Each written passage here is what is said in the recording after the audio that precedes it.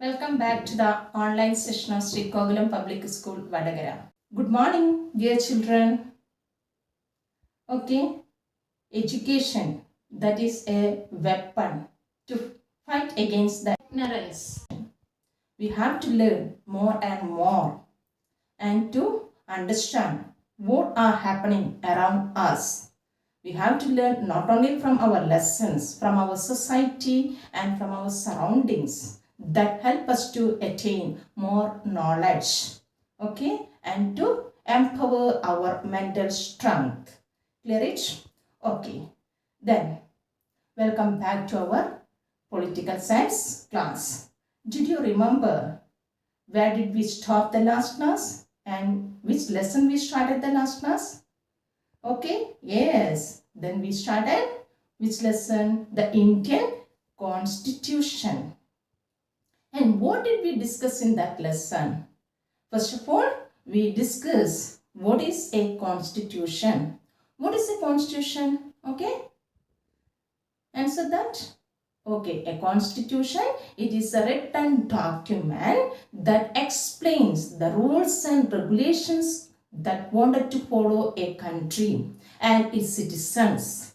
Okay, next, what are the purposes of the constitutions, or why do we need a constitution? We discuss main four purposes, and the first purpose, it defines the nature of the fundamental society. Clear? Constitution that define the nature of our fundamental society. Second one, it helps to define the political system of our country. And the third, then the eradication of usage of the majority power over the minority. Listen, not allowing the majority to use the power over the minority. Listen, next fourth, that is to save us from ourselves. Clear? These are the four main purposes of the Constitution. And did you remember who is the father of our Constitution? Last class we explained that. Who is that? Yes, B.R. Ambedkar. And he was the first law minister of India. B.R. Ambedkar, he was the first law minister. Now, today's class, we can discuss the main features of our Constitution, or the key features of our Constitution. We know that the British, they were in India for many years. That we studied in history. In 1757, after the Battle of Plassey, they established their power in Bengal. Gradually, they extend their power all over India. And what type of the problems the Indians faced under the British rule? Clear? And because of that, in 20th century, the nationalist leaders, they realized the importance of the formation of a democratic country for India. Clear? Then their experiences under the British rule that helped them to realize the importance of a new form of democracy in India. And they decided what type of government wanted to be formed in India after getting freedom. In 1934 itself, they demanded for the formation of a Constituent Assembly to discuss about the new rules and regulations for independent India. Clear it? And in this constitution, they wanted to get what type of the freedom? Equality or equal freedom to each and every citizen. Then irrespective of religion, caste, region and language. Listen, no need of any discrimination on the basis of religion, region, caste or language. Clear it? Then next, then they formed the Constituent Assembly in 1946. December 9th, 1946. The Constituent Assembly was formed and around 300 members were there in the Constituent Assembly. Do you know who was the first chairman of the Constituent Assembly? That was Dr. Sachidananda Sinha. He was the first chairman of the Constituent Assembly, but he was a temporary chairman. He was there for only 2 days, on 9th December 1946 to 11th December 1946. And on 11th December 1946, then through an indirect election, they elected the new chairman, who was the, the first president of India. Who was that? Yes, very good. Dr. Rajendra Prasad. Then he was the chairman of the Constituent Assembly. Clear it? First of all, Dr. Sachidananda Sinha, only for 2 days, that was a temporary. Okay, he was appointed as a temporary chairman, and then 11th December 1946 conducted the election, indirect election, and then elected Dr. Rajendra Prasad as the new chairman of the Constituent Assembly.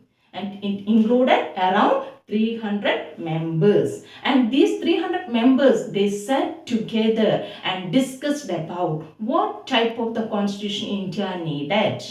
They studied about the constitution of the different countries and borrowed the good ideas from the different countries. Example, fundamental rights that the constitution leaders, they borrowed from USA. Clear it? And then like this, they borrowed the good ideas from other countries, as well as they created their own ideas. Listen, and then formed the constitution, Indian constitution. Do you know the Indian constitution that was adopted on which day? That was adopted on 26th November 1949. Clear? And then it came into force on 26th January 1950. Clear? Then every year we are observing 26th January. Then as a vote, what is the importance of this day? 26th January 26th January. What is the importance of this day? Okay, Republic Day. Every year we are celebrating this as a Republic Day. Clear? Please see the photos. Okay, you can see the Constituent Assembly, they signed the Indian Constitution, and the temporary president Sachidananda Sinha, and then the president Dr. Rajendra Prasad, he became the permanent president of this Constituent Assembly. Clear it? Next, see the preamble of the Indian Constitution. Our Constitution is started with the preamble. This preamble that help us to realize the basic principles of our constitution. Dr. B.R. Ambedkar, he was the chairman of the drafting committee of the Indian Constitution. Please see the preamble.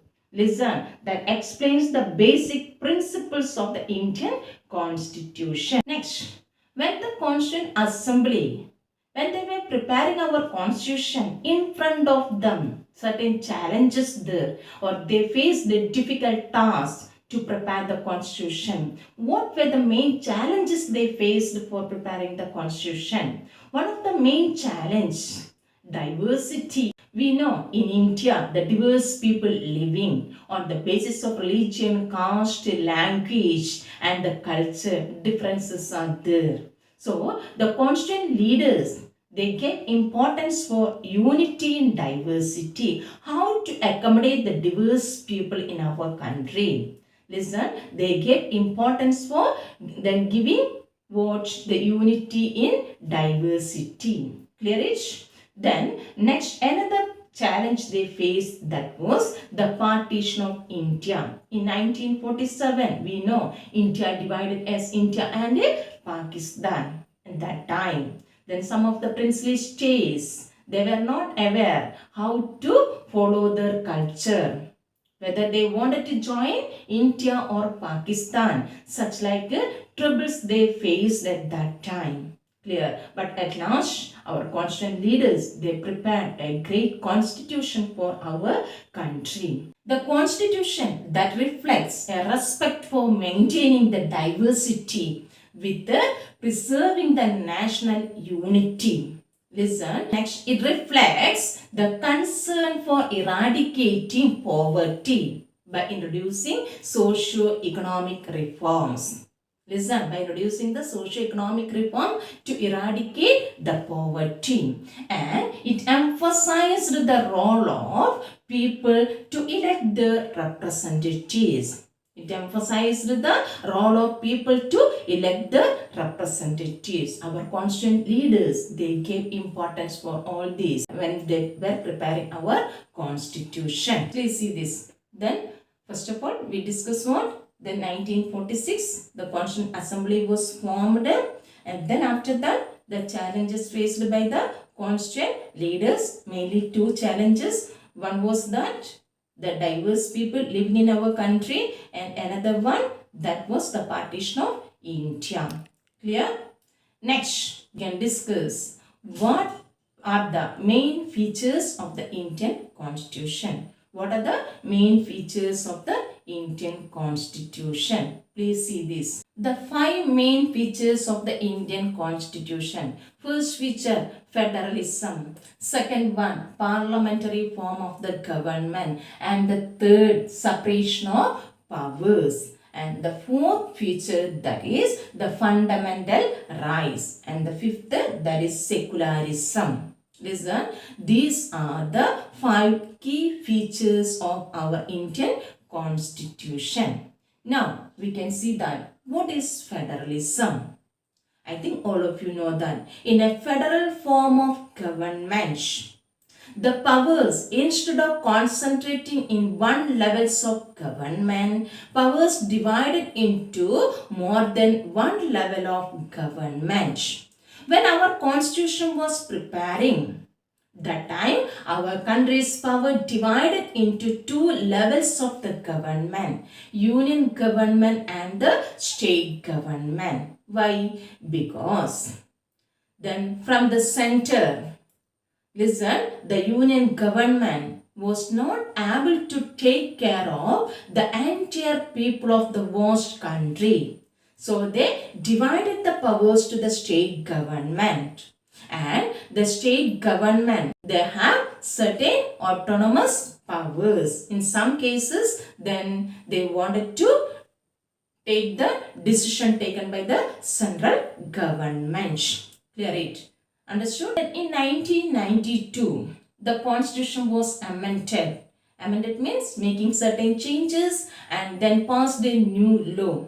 As per that, introduced the Panchayati Raj system. The powers of the state government that was divided to whom? The local self-government.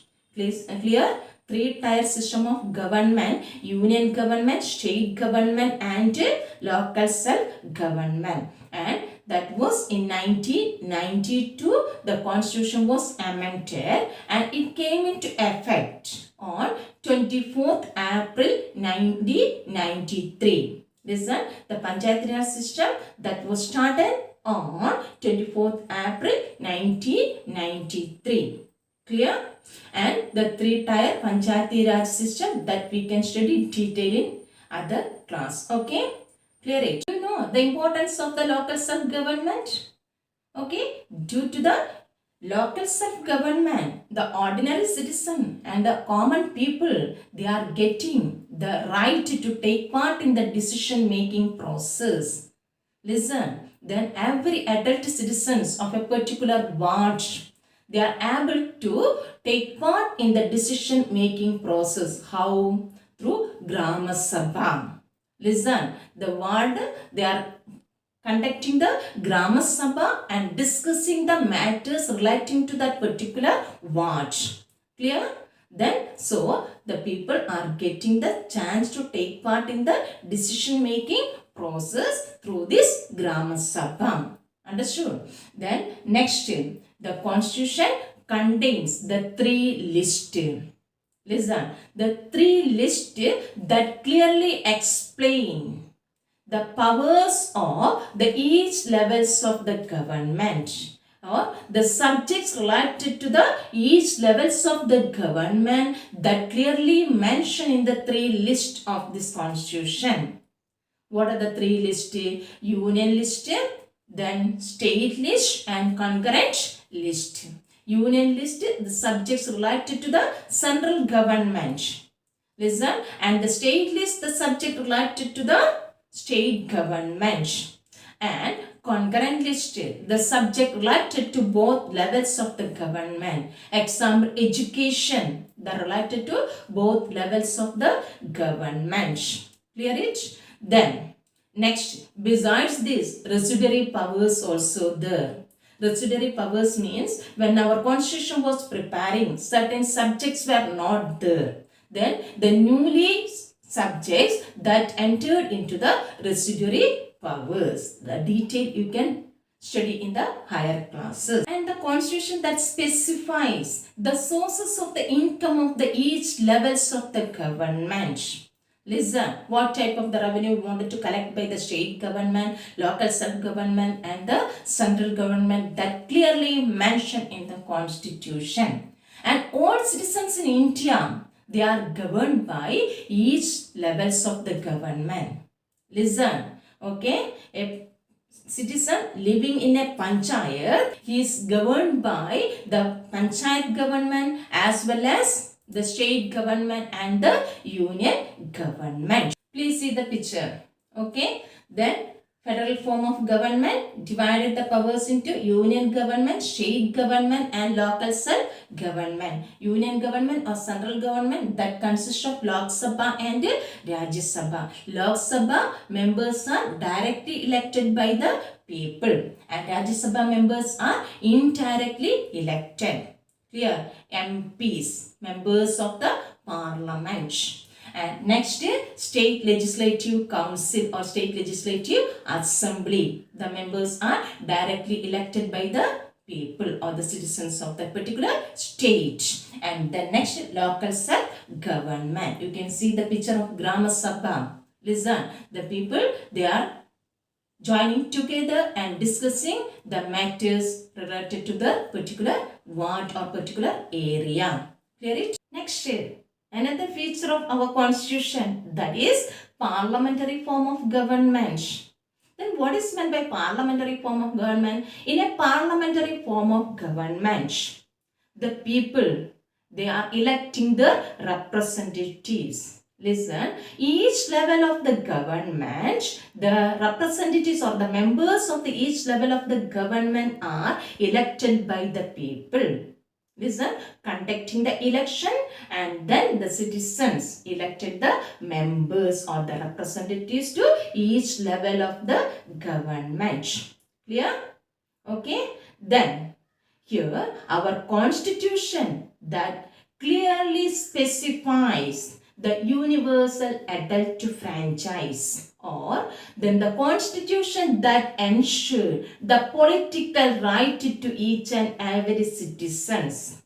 Listen, then our election conducted on the basis of universal adult franchise. What is meant by universal adult franchise? All the citizens, those who completed 18 years age and those who having above 18 years, they are having the right to then elect the representatives. Not only to elect the representatives, the adult citizens, they are having the right to contest in the election also. Every citizens, regardless of their wealth, religion, caste, they can contest in the election. Listen, and then next, the elected representatives, they are accountable to the people. They have to work for the people. Clear? Please see the picture.